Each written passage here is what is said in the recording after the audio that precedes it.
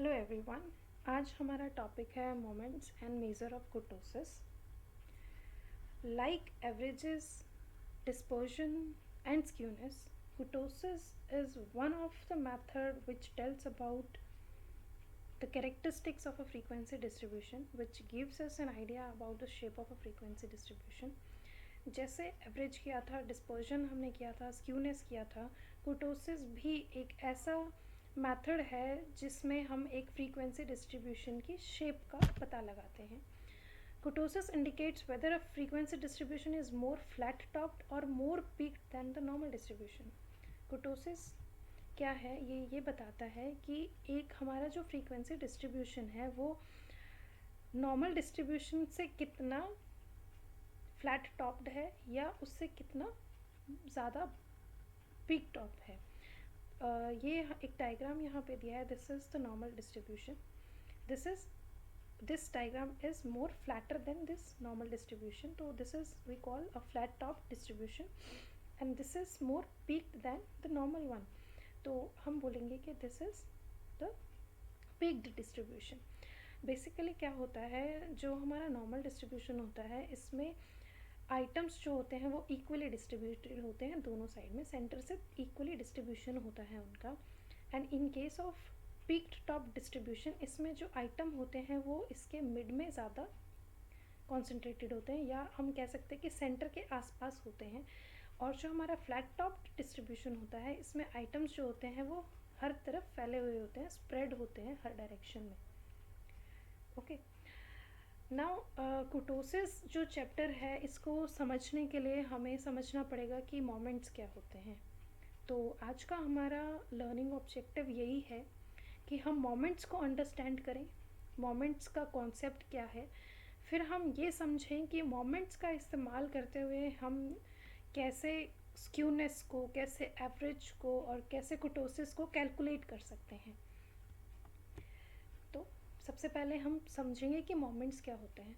Moments basically वो statistical measure हैं जिससे हम किसी भी फ्रीक्वेंसी डिस्ट्रीब्यूशन के कैरेक्टरिस्टिक्स को डिस्क्राइब कर सकें, एनालाइज कर सकें. तो moments are the general statistical measures used to describe and analyse the characteristics of a frequency distribution. There are 3 basis for defining moments, and these basis are, मतलब 3 तरीके से हम मोमेंट्स को डिफाइन कर सकते हैं. ये है moment about the mean, second one is moment about assumed mean, and the third is a moment about zero. moment about the mean को हम समझते हैं सबसे पहले, because this is one the first basis of defining moment. तो moment about the mean जो होता है वो हमारा होता है सेंट्रल मोमेंट. इनको हम सेंट्रल मोमेंट कहते हैं. सेंट्रल मोमेंट किस लिए कहते हैं, क्योंकि कोई भी फ्रीक्वेंसी डिस्ट्रीब्यूशन होता है, अगर हम उसका मीन निकालते हैं तो mean is centre of a frequency distribution, इसलिए इसका नाम दिया गया है, मोमेंट अबाउट द मीन का नाम दिया गया है central moment. The moment about the mean is called central moments and they are denoted by Greek symbol mu. Mu का सिंबल मैंने दिया है इसमें, म्यू से हम डिफाइन करते हैं मोमेंट अबाउट द मीन. और इसका फॉर्मूला जो है, जैसे म्यू की वैल्यू है इसमें rth. This can be any number 1, 2 or 3 or 4. Summation of x minus mean divided by n. Sorry, इसमें थोड़ा सा मिस्टेक है, यहाँ पर r आएगा, मतलब summation of x minus mean की पावर r. देन है मोमेंट 1, मतलब हम डिफाइन कर रहे हैं सेंट्रल मोमेंट्स को. बेसिकली हम क्या करते हैं, हम 4 मोमेंट्स तक ही कैलकुलेट करते हैं, क्योंकि इससे ज़्यादा अगर हम कैलकुलेशंस करते हैं, मोमेंट 4 के बाद भी अगर हम कैलकुलेशंस लेते हैं तो कैलकुलेशन बहुत डिफ़िकल्ट हो जाता है. तो मोमेंट 4 तक ही जनरली कैलकुलेट किया जाता है. तो इसमें देखो म्यू 1 है, म्यू 2, म्यू 3 एंड म्यू 4 है. अब म्यू 1 को हम कैसे कैलकुलेट करेंगे, summation of x minus mean power 1 divided by n number of items, and mu 2 in mu 2 यहाँ पर जो है mu summation of x minus mean की पावर 2 हो जाएगी, मतलब स्क्वायर लेंगे हम इसका. देन म्यू 3 के केस में हम यहाँ पर क्यूब लेंगे, ये एक्स माइनस मीन है in all cases, this is x minus mean. Mu 4 is fourth central moment, summation of x minus mean power 4 divided by n. Now this is very important. The first central moment is always 0. जो हमने ये calculation किया था mu 1 के through, जिस is summation of mean divided by n, क्या होता है, हमने एक प्रॉपर्टी पढ़ी थी अरिथमेटिक मीन को स्टडी करते टाइम, और वो प्रॉपर्टी ये थी कि अगर हम एक फ्रीक्वेंसी डिस्ट्रीब्यूशन के आइटम्स में से मीन को माइनस करें और उसका टोटल करें तो उसका जो समेशन होगा या टोटल होगा वो ज़ीरो होगा. तो अब हम x में से मीन माइनस करके उसको n से डिवाइड करें, जब ये ही ज़ीरो हो गया तो n से डिवाइड, ज़ीरो को n से डिवाइड करेंगे तो उसकी वैल्यू ज़ीरो आएगी. तो फर्स्ट सेंट्रल मोमेंट जो होगी वो हमेशा ज़ीरो आएगी, because the sum of the deviations taken from the mean is always zero. ये हमेशा ज़ीरो के बराबर होता है. This is also very important that second central moment is the square of standard deviation, and square of standard deviation क्या होता है, वो होता है variance. तो म्यू 2 जो होगा वो हमेशा variance के equal होगा. now moment about the assumed mean.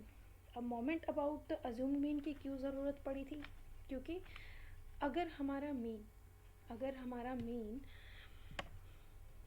fractions में आता है, points में आता है, तो उस केस में क्या होगा, हमारी कैलकुलेशन बहुत ही डिफ़िकल्ट हो जाएगी. इसलिए हम क्या करते हैं, हम एक हमारी फ्रीक्वेंसी डिस्ट्रीब्यूशन में हम एक वैल्यू पिक करते हैं जिसको हम अज्यूम मीन मान लेते हैं. ठीक है. देन इस केस में क्या होगा, क्योंकि हमने इसमें अज्यूम किया है तो मोमेंट अबाउट अज्यूम मीन को are called non central moment. हम इनको नॉन सेंट्रल मोमेंट्स का नाम देते हैं and they are denoted by symbol mu dash. और म्यू डैश मैंने यहाँ पे इसका सिंबल डाला है, ये सिंबल होता है इसको, and they are called mu dash. Mu dash are, इसका फॉर्मूला क्या है, summation of x minus a. Previously जब हमने मूवमेंट अबाउट मीन किया था तो हमने यहाँ से मीन डिडक्ट किया था, बट ये अज्यूम मीन है तो हम यहाँ पे ए लिखेंगे. देखो यहाँ पर पावर आर लगाई है मैंने, डिवाइडेड बाय एन. अब first non central moment calculation जब हम करेंगे तो इसको हम उसी मेथड से कैलकुलेट करेंगे जिस मेथड से हमने सेंट्रल मोमेंट्स को किया था. Summation of x minus a divided by n. Second non central moment, summation of x minus a power 2 divided by n. This is mu dash 3, summation of x minus a power 3 divided by n, and so on. ये भी हम 4 moments तक हम इनको calculate करते हैं. फिर आता है moment about zero and origin.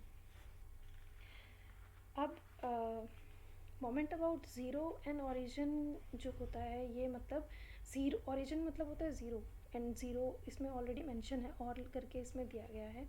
Moment about zero और ओरिजिन को हम डिनोट करते हैं न्यू से, और इसका सिंबल ये होता है. ओके. तो this is mu r is equal to summation of x minus zero की पावर आर अपॉन में एन. तो mu 1 is equal to summation of x minus zero power 1 upon n. Summation of x upon n हो गया ये. तो summation of x upon क्या होता है, मीन होता है. तो हमेशा जब भी जो भी हमारी फर्स्ट मोमेंट अबाउट ज़ीरो होगी वो हमेशा मीन के इक्वल होगी. देन हमारी mu 2 moment about second moment about zero is summation of x minus zero power 2 divided by n, summation of x square upon n, and so on. ऐसे ही ये हम मोमेंट अबाउट ज़ीरो को 4 new तक calculate करते हैं. Now this is also very important कि अगर हमें नॉन सेंट्रल मोमेंट्स को या सेंट्रल मोमेंट्स को नॉन सेंट्रल मोमेंट्स को सेंट्रल मोमेंट्स में और सेंट्रल मोमेंट्स को नॉन सेंट्रल मोमेंट्स में कन्वर्ट करना पड़े तो हम इनको कन्वर्ट भी कर सकते हैं. ये this is the common formula for each of these. This is conversion of non-central moment into central moments. mu 1 is equal to 0. Basically क्या है, ये म्यू 1 को हम कैलकुलेट करेंगे थ्रू नॉन सेंट्रल मोमेंट, तो mu dash 1 minus mu dash 1 तो क्या आएगा, ज़ीरो आएगा. और एज़ पर द रूल्स हमने स्टडी किया था कि हमारा जो फर्स्ट सेंट्रल मोमेंट होता है वो हमेशा ज़ीरो होता है. तो mu dash 1 minus mu dash 1 क्या होगा, 0 होगा. अब है म्यू 2 की बारी. Mu 2 is equal to mu dash 2 minus mu dash 1 का होल स्क्वायर. देन म्यू 3 की बारी है. Mu 3 is equal to mu dash 3 minus 3 mu 1 dash mu dash 2 plus 2 mu dash 1 की पावर क्यूब. देन हम mu 4 को कैसे calculate करेंगे.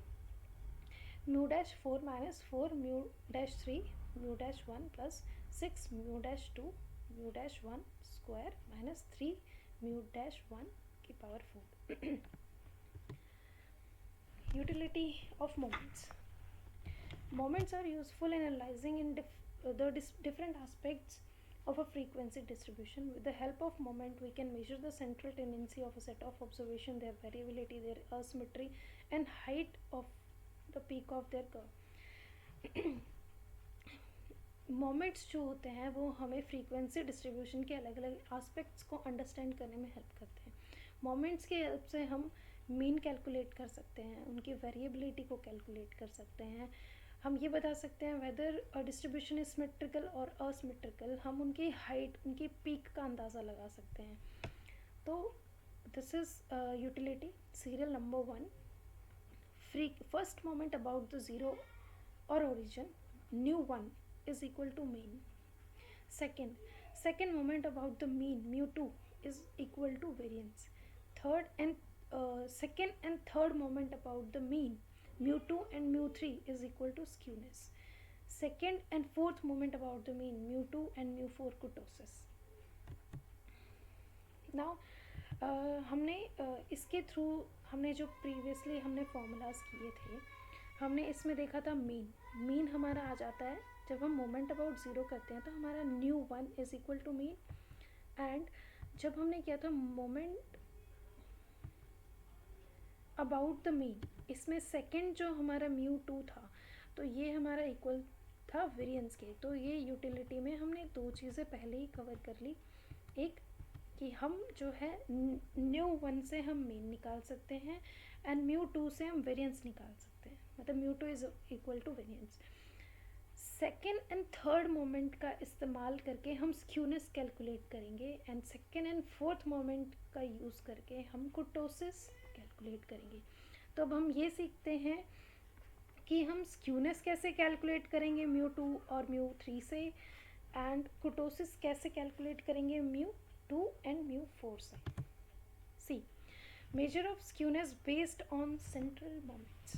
A measure of skewness may be obtained by making use of second and third central moment. ये कह रहा है कि हम skewness को measure कर सकते हैं through second and third central moment. Skewness is measured by beta 1 coefficient. तो skewness को हम beta 1 coefficient से measure करते हैं. beta 1 coefficient क्या है? beta 1 coefficient is equal to mu 3 power 2 divided by mu 2 power 3. So this is the formula to calculate skewness. If we have moments, we have mu 1, moment 1, 2, moment 3 and moment 4. So we can calculate skewness. We can calculate skewness by mu 3 and mu 2. Alright.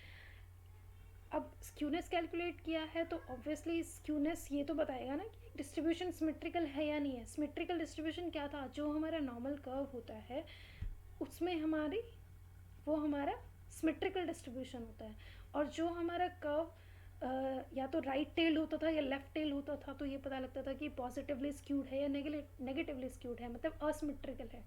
तो beta 1 हमें ये तो बताएगा ना कि एक distribution symmetrical है या असिमेट्रिकल है. चलो, in a symmetrical distribution beta 1 shall B zero. ठीक है, बीटा 1 अगर ज़ीरो होगा तो क्या होगा? कोई स्क्यूनेस नहीं होगा उस डिस्ट्रीब्यूशन में, मतलब डिस्ट्रीब्यूशन जो है वो सिमेट्रिकल होगा. The greater the value of beta 1 the more skewed the distribution. Beta 1 की वैल्यू जितनी ज़्यादा आएगी उतना ही डिस्ट्रीब्यूशन स्क्यूड होगा. But beta 1 as a measure of skewness cannot tell about the direction of skewness. अब बीटा 1 सिर्फ ये बता रहा है कि एक डिस्ट्रीब्यूशन सिमेट्रिकल है या असिमेट्रिकल है, बट उसकी डायरेक्शन मतलब पॉजिटिवली स्क्यूड है या नेगेटिवली स्क्यूड है ये नहीं बता रहा है. तो इसीलिए instead of beta 1 sometimes under root beta 1 is used as a measure of skewness. इसीलिए बीटा 1 की जगह हम अंडर रूट बीटा वन का इस्तेमाल करते हैं स्क्यूनेस को मेज़र करने के लिए। तो under root beta one is equal to mu three divided by under root mu two cube. Now okay, इसका इंटरप्रिटेशन रह गया है। अंडर रूट बीटा वन को हम कैसे बताएंगे थ्रू दिस कि हमारा जो फ्रीक्वेंसी डिस्ट्रीब्यूशन है वो सिमेट्रिकल है या असिमेट्रिकल है, पॉजिटिवली स्क्यूड है या नेगेटिवली स्क्यूड है।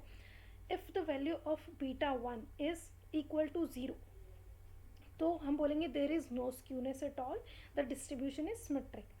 But if the beta one is greater than zero then we call it a positively skewed distribution, and if the beta 1 is less than 0 then there is a negative skewness in the distribution, or the distribution is negatively skewed. All right, let's talk about kurtosis. Kurtosis is a Greek word meaning bulkiness. It refers to the degree of flatness and peakedness of a frequency distribution. ये कह रहा है कि ये बताता है कि एक डिस्ट्रीब्यूशन, एक फ्रीक्वेंसी डिस्ट्रीब्यूशन या एक फ्रीक्वेंसी कर्व जो है वो कितना फ्लैट है या कितनी उसकी पीक ज़्यादा है अगेंस्ट द नॉर्मल डिस्ट्रीब्यूशन। मतलब नॉर्मल डिस्ट्रीब्यूशन के कंपैरिजन में वो कितनी उसकी पीक ज़्यादा है या कितनी उसकी पीक कम है, मतलब फ्लैट है। The degree of kurtosis of a distribution is measured relative to the peakedness of the normal curve. हम इन दोनों मतलब kurtosis को हम नॉर्मल कर्व के कंपैरिजन में ही कंपेयर करते हैं। Thus a measure of kurtosis tells us the extent to which a distribution is more peaked or flat top than the normal distribution. तो यहाँ पे आप देख सकते हो ये डायग्राम है।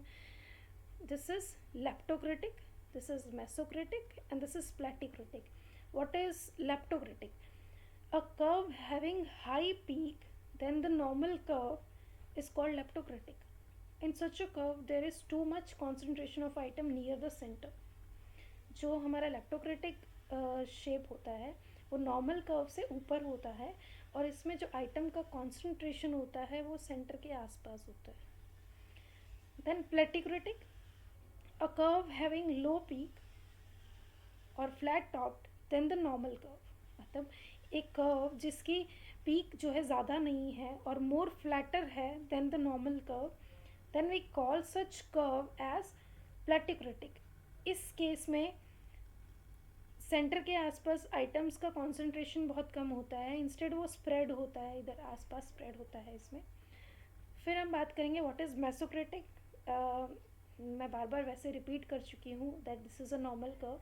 तो मेसोक्रेटिक क्या है? मेसोक्रेटिक जो होता है वो नॉर्मल कर्व होता है, it is itself a normal curve. In such a case there is a equal distribution of item around the central value. दोनों साइड इसमें इक्वल डिस्ट्रीब्यूशन होता है। नाउ अब बात थी कि हमने मोमेंट स्टडी किया है और हम कह रहे थे कि मोमेंट्स के थ्रू ही हम कैलकुलेट कर सकते हैं कि kurtosis की वैल्यू क्या होगी। तो kurtosis is measured by beta two. हमने स्क्यूनेस जो कैलकुलेट किया था वो बीटा वन कोफिशिएंट से कैलकुलेट किया था, लेकिन kurtosis के लिए जो होता है वो होता है बीटा टू। इस beta two is equal to mu four divided by mu two square. तो इसके थ्रू हम बताएंगे कि हमारा जो है kurtosis क्या है। मतलब इससे हमें पता लगेगा कि weather a distribution is more picked और लेस पिक्ड। अब इसको कैसे पता लगेगा कि ज़्यादा पीक है या कम पीक है या नॉर्मल डिस्ट्रीब्यूशन है? सी, अगर हमारे बीटा टू की वैल्यू 3 से ज़्यादा है, बीटा टू की वैल्यू 3 से ज़्यादा है, तो हम बोलेंगे the curve is more peaked than the normal curve, मतलब लेप्टोक्रेटिक है। लेकिन अगर बीटा टू की वैल्यू 3 से कम है तो then the curve is less peaked than the normal curve, platykurtic. अगर बीटा टू की वैल्यू 3 के इक्वल है तो the curve having a moderate peak हम उसको बोलेंगे मेसोक्रेटिक। इसका एक ऑल्टरनेटिव मेजर भी है जिसको हम मतलब हम गामा टू से भी kurtosis को मेजर कर सकते हैं। गामा टू क्या है? Beta two minus three. What is beta two? Beta two is mu four divided by mu two square. तो gamma two is equal to mu 4 divided by mu two square minus 3. अब अब इससे क्या benefit होगा? अब हमने जो interpretation में देखा था, मैंने इसका जो इंटरप्रिटेशन था वो था beta two, whether beta two is less than 3 और beta two is more than 3 और beta two is equal to 3. तो इन दिस केस हमने इसमें से 3 को डिडक्ट किया है. तो अब इसका इंटरप्रिटेशन कंपैरेटिवली ईजी हो जाएगा. If the value of gamma two is equal to 0 the curve is mesokurtic. If the value of gamma two is greater than 0 then the curve is leptocratic. If the gamma 2 value is less than 0 the curve is plateaucratic. So this is all about today's topic. I hope you are able to understand moments and kurtosis. For the reference purpose I took D.R. Jain's business statistics. So if you want to solve some practicals or want to understand moments more, you can take this book for reference purpose. Thank you so much everyone.